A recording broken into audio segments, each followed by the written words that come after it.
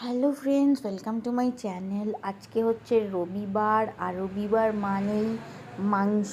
রবিবার মাংস ছাড়া একদমই চলে না।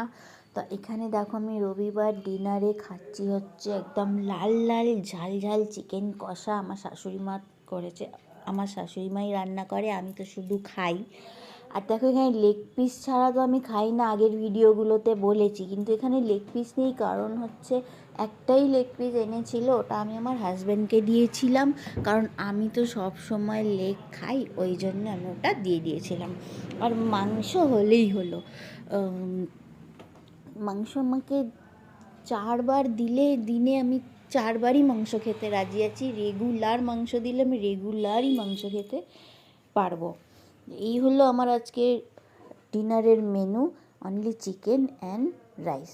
তো ভিডিওটা ভালো লাগলে অবশ্যই লাইক শেয়ার সাবস্ক্রাইব করে দিও। Thanks for watching, bye bye.